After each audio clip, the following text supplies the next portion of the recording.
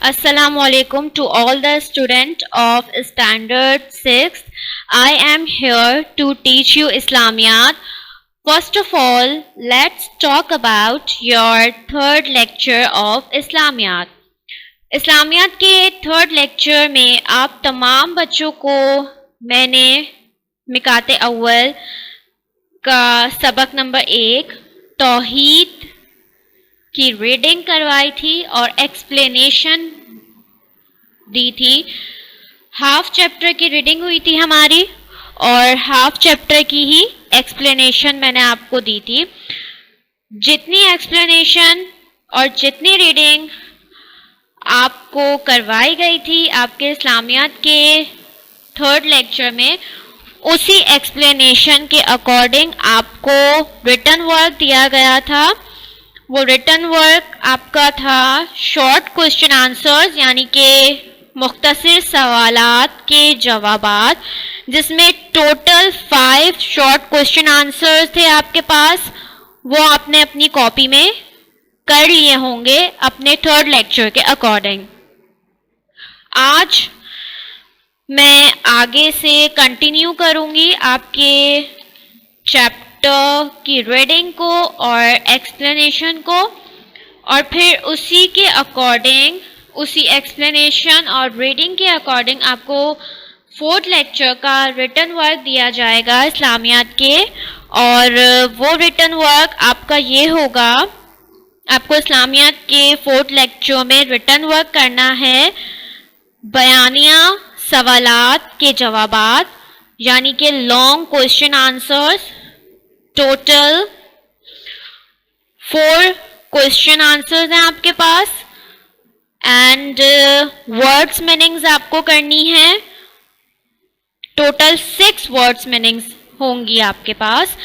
یہ ورک آپ کو آپ کی آج کی ایکسپلینیشن اور ریڈنگ کے اکارڈنگ کرنا ہے اپنے اسلامیات کے فورتھ لیکچر میں. Now open your Islamiyat books. Look at the chapter Tawheed on page 6 and 7. Page number 6 پر دیکھیے. پیج نمبر 6 پر لیکچر 3 میں جو میں نے اپنی ریڈنگ اور ایکسپلینیشن اسٹاپ کی تھی، وہ آیت اور اس کے ترجمے پر کی تھی. اب اس کے آگے سے میں ریڈنگ اسٹارٹ کروں گی اور ریڈنگ کرنے کے ساتھ ساتھ ہی آپ کو ایکسپلینیشن دیتی رہوں گی. آپ کے چیپٹر کا نیم ہے توحید. جیسے کہ پہلے میں نے آپ کو بتایا تھا کہ توحید کا مطلب ہوتا ہے اکیلا، ایک اکیلا. اس سبق میں ہم نے توحید کے بارے میں پڑھا اور شرک کے بارے میں بھی پڑھا.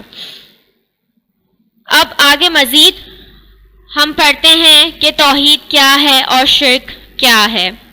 آپ کو یاد ہوگا کہ تھرڈ لیکچر میں سارا کو ایک چارٹ بنوانا تھا دادا جان سے. سارا نے توحید اور شرک کو لے کر ایک چارٹ بنوانا تھا اپنے دادا جان سے، جو کہ دادا جان نے بنا کر دے دیا تھا. اب آپ یہ دیکھیں اس سبق میں کہ اس چارٹ میں توحید اور شرک سے ریلیٹڈ کیا باتیں لکھی گئی تھیں. تو دیکھیے پیج نمبر 6 پر 2 کالمز آپ کو گیون ہیں. آپ کی ٹھیک آیت اور ترجمے کے نیچے 2 کالمز آپ کو گیون ہیں. فرسٹ کالم ہے توحید، سیکنڈ کالم ہے شرک. میں پڑھنا اسٹارٹ کر رہی ہوں اور ساتھ ساتھ آپ کو ایکسپلینیشن بھی دیتی رہوں گی. اپنی فنگرز کو موو کیجئے جہاں سے میں پڑھنا اسٹارٹ کر رہی ہوں. میری وائس کو فوکس کرتے ہوئے آپ نے اپنی فنگرز کو موو کرنا ہے اور توجہ کے ساتھ ایکسپلینیشن سننی ہے. توحید ذات، یہ عقیدہ رکھنا کہ اللہ تعالی ہمیشہ سے ہے اور ہمیشہ رہے گا. وہ خود سے ہے، کسی نے اس کو نہیں بنایا اور وہ کسی کا محتاج نہیں. عبادت، صرف اور صرف اللہ تعالیٰ ہی کو عبادت کے لائق سمجھنا. صفات، اللہ تعالیٰ کی تمام صفات اور خوبیاں اس کی ذاتی ہیں، اسے کسی نے نہیں دی۔ توحید کی بات کریں تو یہاں پر 3 ہیڈنگز ہیں یا 3 ٹاپکس کہہ لیجئے، ذات، عبادت، صفات۔ ہر کسی کے حساب سے آپ کو بتایا گیا ہے۔ ذات میں ہے کہ ہمیں اس چیز کا یقین رکھنا چاہیے کہ بے شک اللہ تعالیٰ ہمیشہ سے ہے اور ہمیشہ رہے گا، اور اللہ تعالیٰ خود سے ہے، اللہ تعالیٰ کو کسی نے نہیں بنایا ہے اور اللہ تعالیٰ کسی کا محتاج نہیں ہے۔ ہمیں صرف اور صرف اللہ تعالیٰ کو ہی اپنی عبادت کے لائق سمجھنا چاہیے۔ اللہ تعالیٰ کی جتنی بھی خوبیاں ہیں، اللہ تعالیٰ کی جتنی بھی صفات ہیں، وہ اللہ تعالیٰ کی اپنی ہیں، ان کی خود کی ذاتی صفات اور خوبیاں ہیں، اللہ تعالیٰ کو کسی نے دی نہیں ہیں۔ اب آ جائیے شرک کے کالم میں۔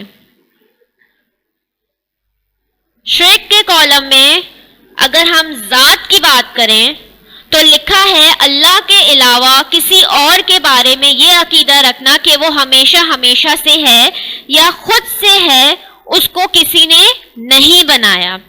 عبادت، اللہ کے علاوہ کسی اور کو عبادت کے لائق سمجھنا، جیسے ہندو بتوں کی پوجا کرتے ہیں، اللہ جیسی صفات اور خوبیاں اللہ کے علاوہ کسی اور کے لیے اس کی ذاتی ماننا یا خود سے ہیں، اس کو اللہ نے نہیں دی۔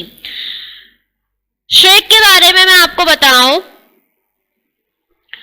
تو یہ ہے کہ اگر ہم اللہ کے علاوہ کسی اور کے بارے میں یہ یقین رکھیں کہ کوئی اور ہے جو ہمیشہ سے ہے اور ہمیشہ رہے گا اور وہ خود سے ہی ہے، اس کو کسی نے نہیں بنا، یہ ہم کسی اور کے بارے میں سوچ رہے ہیں، اور اللہ کے علاوہ کسی اور کی عبادت کرنی چاہیے ہمیں، اللہ کے علاوہ نعوذ باللہ ہمیں کسی اور کو عبادت کے لائق سمجھنا چاہیے، جیسے ہندو اپنے بتوں کی پوجا کرتے ہیں۔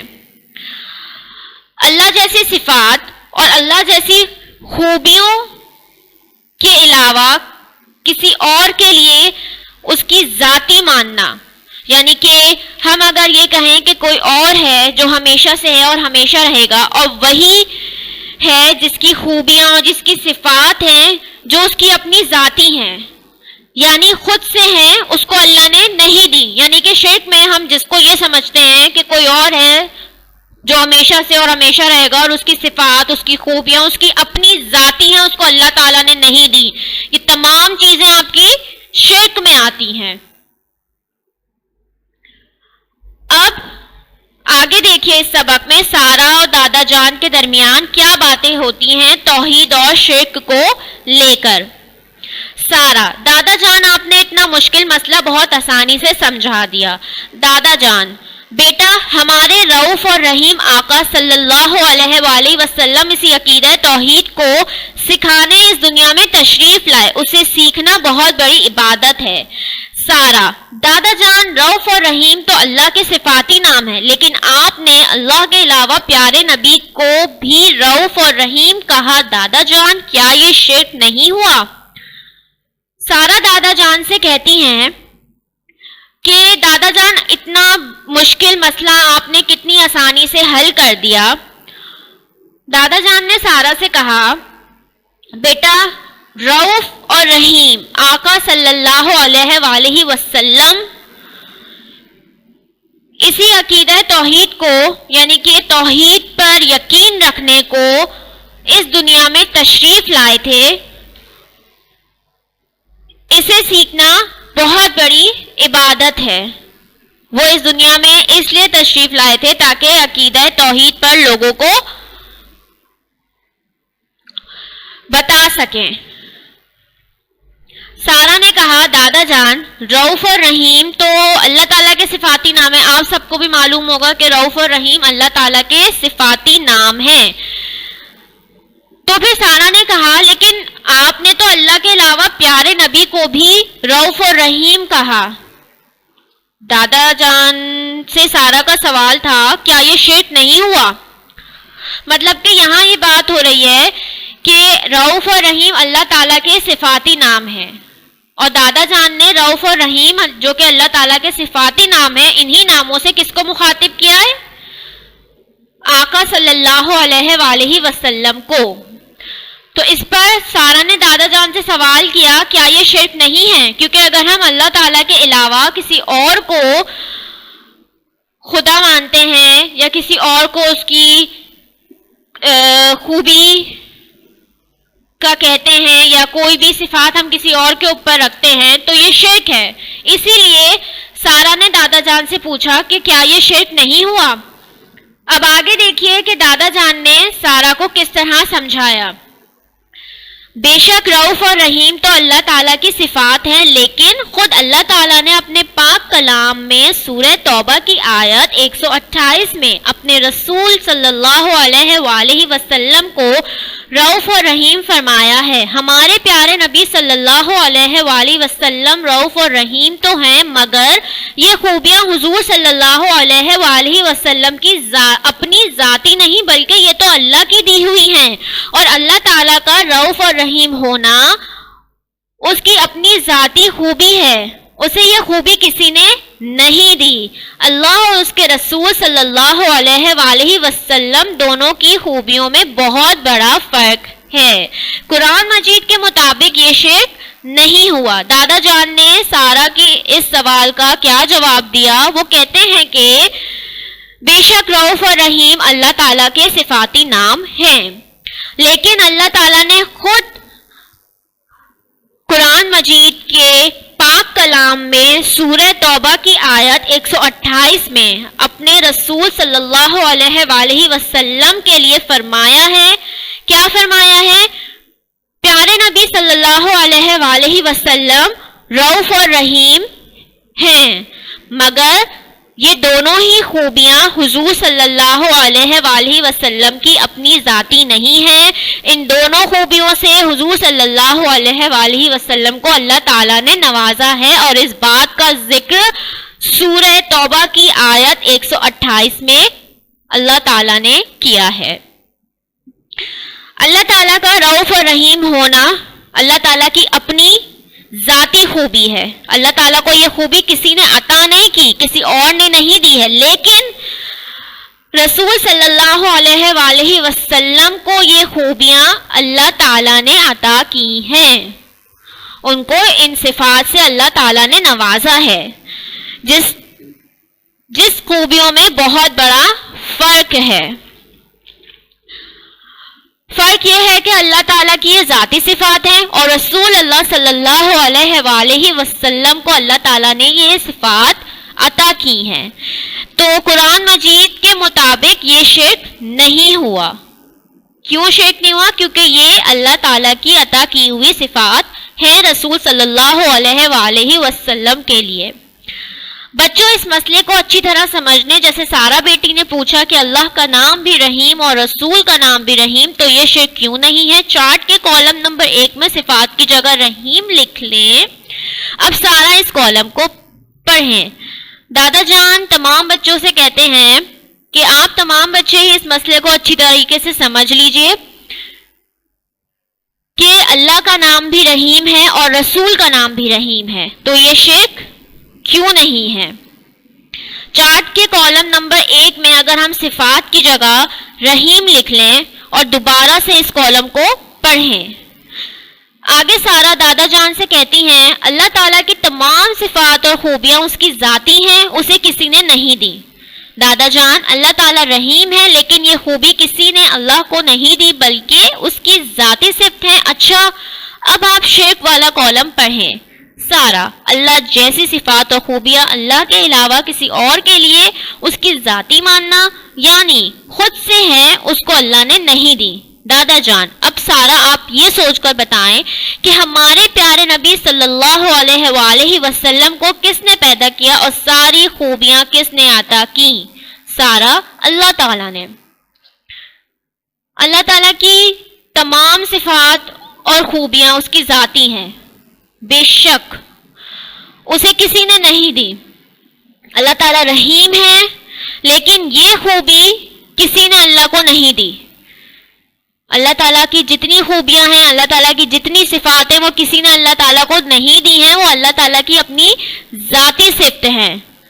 اب اگر ہم شرک کا کالم پڑھیں تو اس میں لکھا ہے کہ اللہ جیسی صفات اور خوبیاں اللہ کے علاوہ کسی اور کے لیے اس کی ذاتی ماننا، یعنی خود سے ہے، اس کو اللہ نے نہیں دی، یہ شرک کہلاتا ہے۔ اب آپ اگر یہ سوچیں کہ ہمارے پیارے نبی صلی اللہ علیہ وآلہ وسلم کو کس نے پیدا کیا اور ساری خوبیاں کس نے عطا کی، تو کیا جواب دیں گے آپ سب بچے؟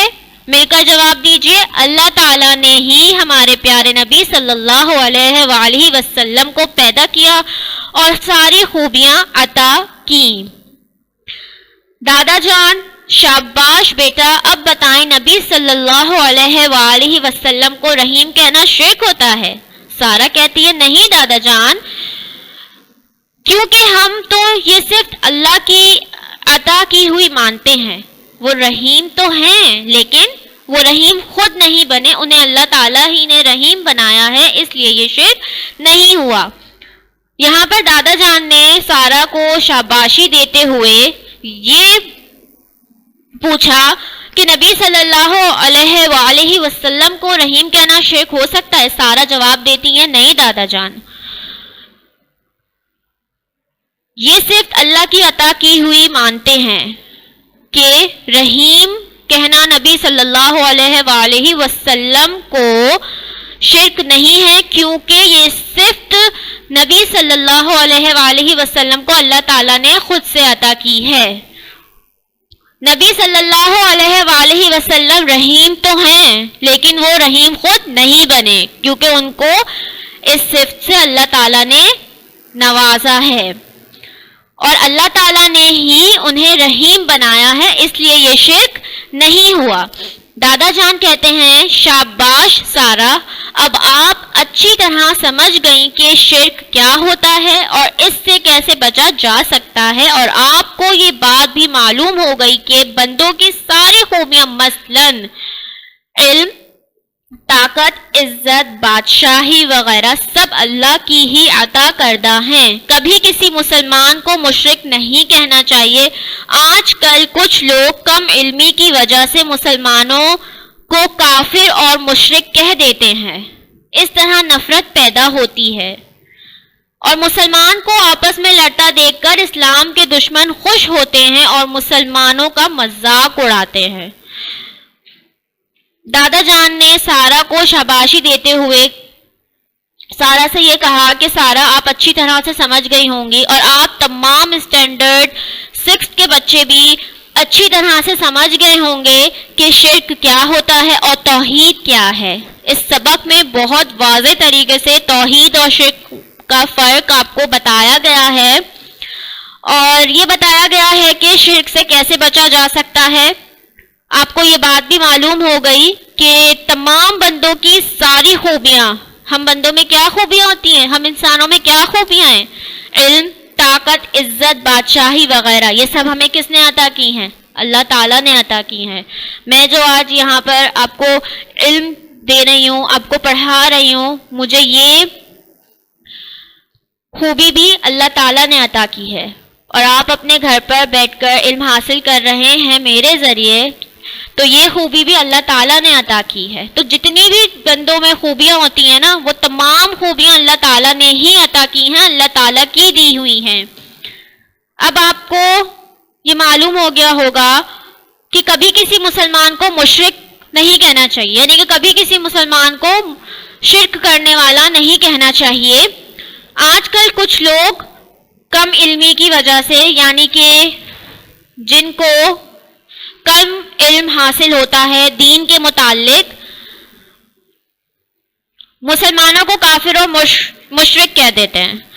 اس طرح نفرتیں پیدا ہو جاتی ہیں دلوں میں اور پھر کیا ہوتا ہے، مسلمان آپس میں لڑنا جھگڑنا شروع کر دیتے ہیں اور یہی لڑائی لڑنا جھگڑنا دیکھ کر دشمن خوش ہوتے ہیں اور مسلمانوں کا مذاق اڑاتے ہیں۔